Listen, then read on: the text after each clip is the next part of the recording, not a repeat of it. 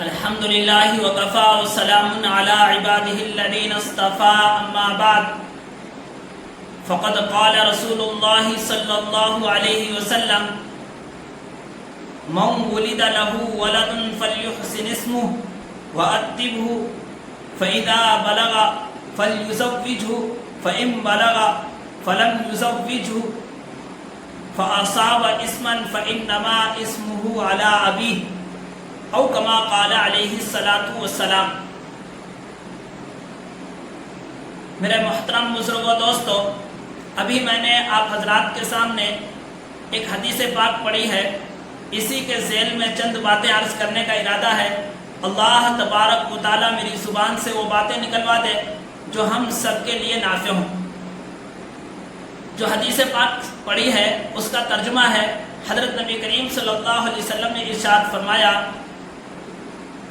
جب کسی شخص کے یہاں کوئی بچہ پیدا ہو تو سب سے پہلی ذمہ داری یہ ہے کہ اس کا اچھا سے اچھا نام رکھنا چاہیے اور اس کو نیک ادب سکھلائے۔ جب وہ بالغ ہو جائے، خواہ وہ لڑکا ہو یا لڑکی، تو اس کا نکاح کرنا چاہیے۔ اگر وہ بالغ ہو گئے اور وقت پر ان کا نکاح نہیں کیا، یہاں تک کہ وہ کسی بدکاری میں مبتلا ہو گئے، تو اس کا گناہ اس کے باپ پر ہوگا۔ ایک بات یاد رکھیے، جس طریقے پر اللہ تبارک و تعالیٰ نے اولاد پر والدین کے حقوق رکھے ہیں، اسی طریقے پر والدین کے ذمے بھی اولاد کے حقوق ہیں کہ ان کے حقوق ادا کیے جائیں۔ آج والدین اس بات کو تو یاد رکھتے ہیں کہ ہماری اولاد نے ہمارا یہ حق ادا نہیں کیا، اولاد پر ہمارا یہ حق تھا، اولاد نے ادا نہیں کیا، اولاد ہمارا کہا نہیں مانتی ہے، ہماری اولاد ہم سے بات نہیں کرتی ہے، یا ہماری اولاد ہمارے پاس بیٹھتی نہیں ہے، تو ہم اس بات کو اپنے گریبان میں جھانک کے دیکھیں کہ ہم نے بھی اولاد کے حقوق ادا کیے یا نہیں کیے ہیں۔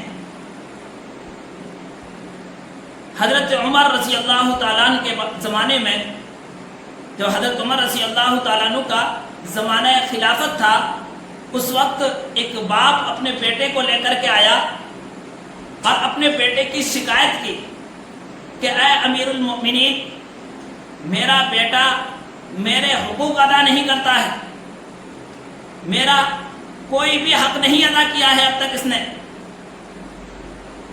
تو امیر المؤمنین نے اس بیٹے سے پوچھا کہ بیٹے کیا بات ہے، کیوں حق ادا نہیں کیا؟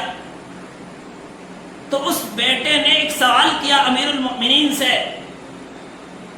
حضرت عمر رضی اللہ تعالیٰ عنہ سے، کہ حضرت یہ بتائیے، کیا صرف اولاد کے ذمے والدین کے حقوق ہیں، باپ کے حقوق ہیں، یا باپ کے ذمے بھی کچھ جو ہے اولاد کے حقوق ہیں؟ حضرت عمر رضی اللہ تعالیٰ عنہ نے فرمایا کہ ہاں، باپ کے ذمے بھی اولاد کے حقوق ہیں۔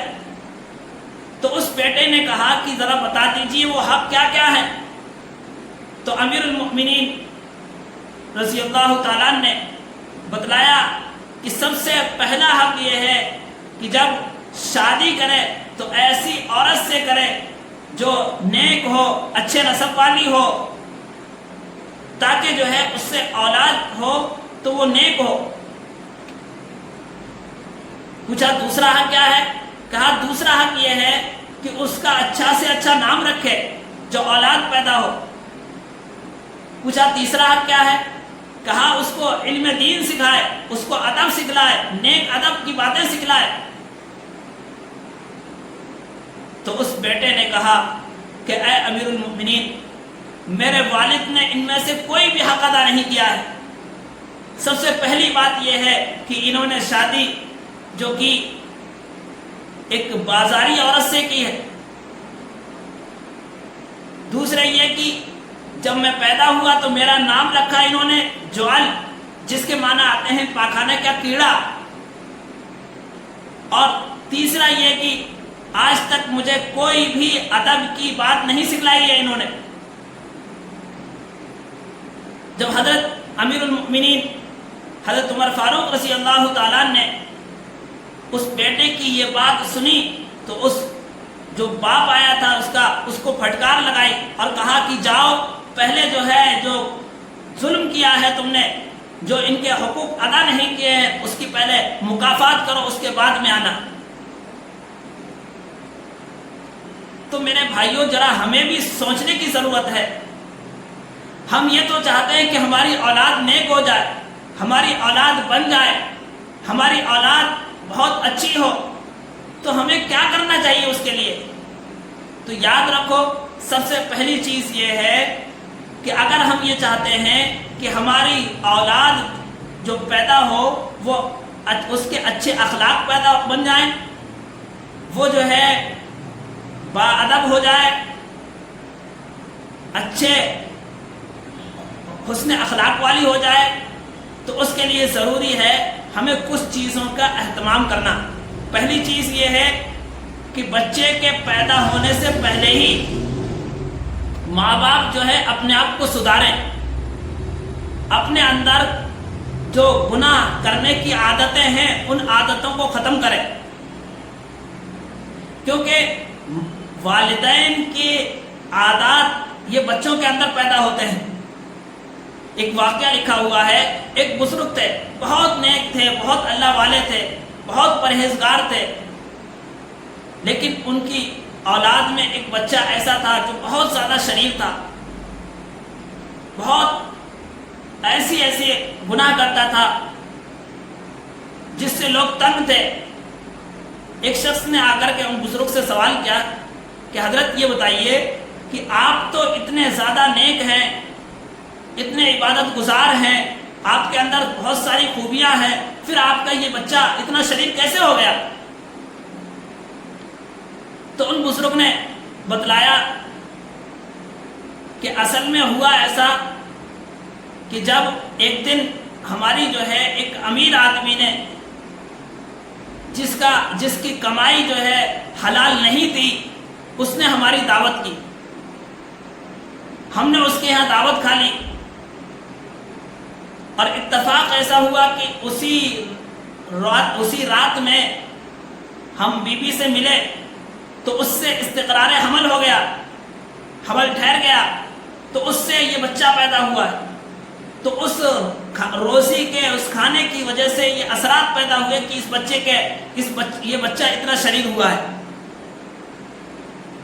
تو اس واقعے سے ہمیں یہ سبق ملتا ہے کہ والدین جس طریقے پر اب گناہوں سے بچیں اسی طریقے پر حلال کمائی کو بھی کھانے کی کوشش کریں. تو پہلی چیز یہ ہے کہ والدین خود اپنے آپ کو درست کریں. دوسری چیز یہ ہے کہ بچے کی اچھی سے اچھی تربیت کرنے کی کوشش کریں، نیک لوگوں کی صحبت میں لے جائیں، علم دین سکھلائیں، اور باادب بااخلاق بچوں کے ساتھ کھیلنے دیا کریں. جو بچے بد اخلاق ہوں، گالیاں بکتے ہوں، ان کو پرہیز کرا ان کے ساتھ رہنے سے. جب ہم ان باتوں کا خیال رکھیں گے تو انشاءاللہ تعالی ہماری اولاد جو ہے وہ نیک ہوگی.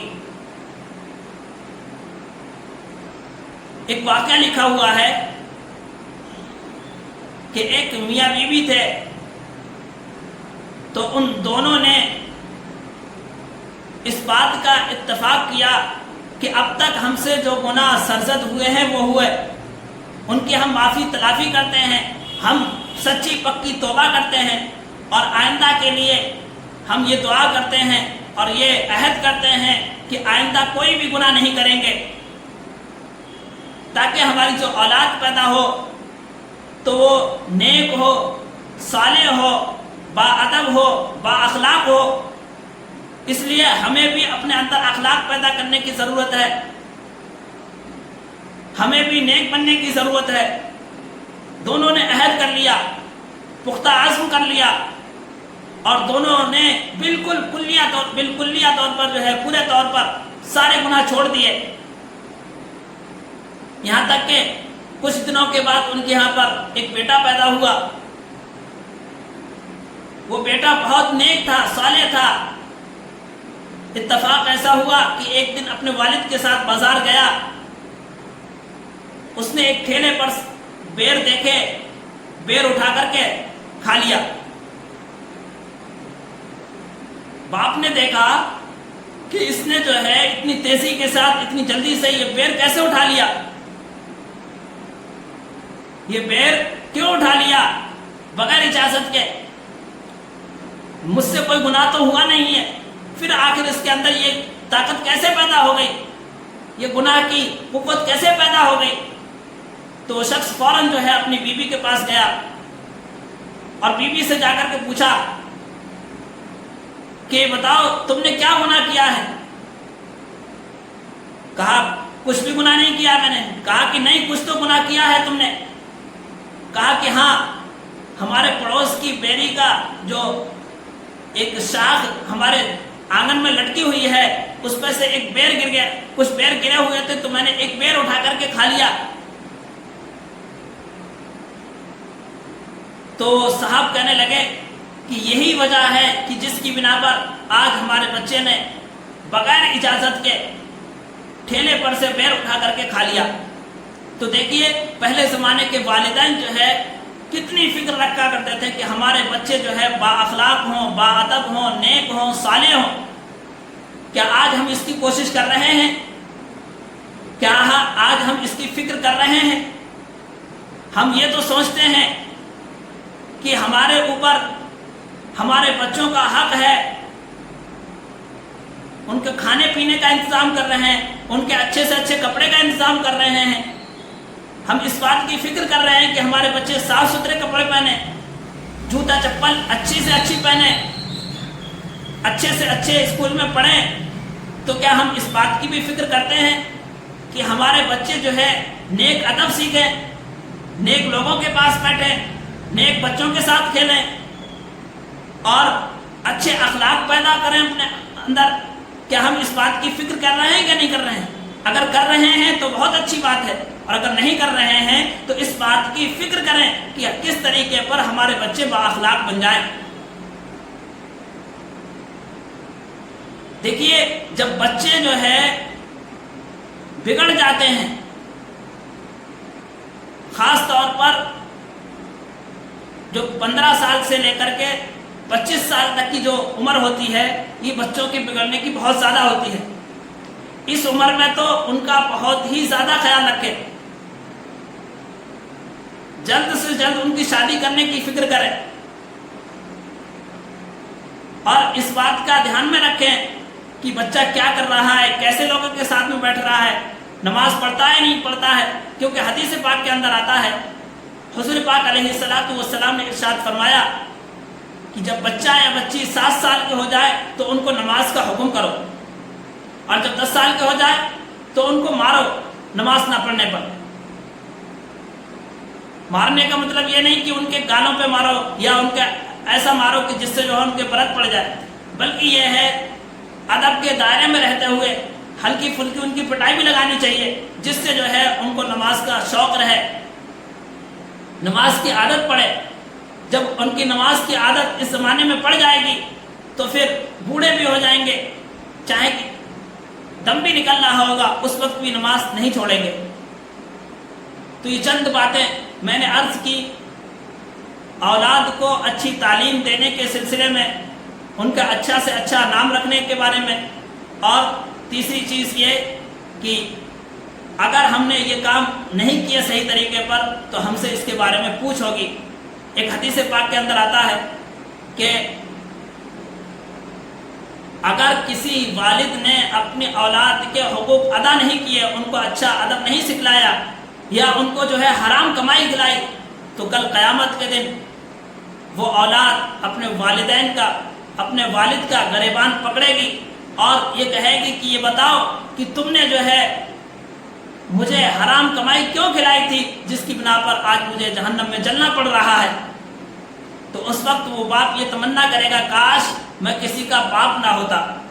حدیث پاک کے اندر آتا ہے کلکم الا کلکم راع وکلکم مسئول عن رعیتہ، سن لو کہ تم میں سے ہر ایک ذمہ دار ہے اور ہر ایک سے اس کی ذمہ داری کے بارے میں سوال کیا جائے گا۔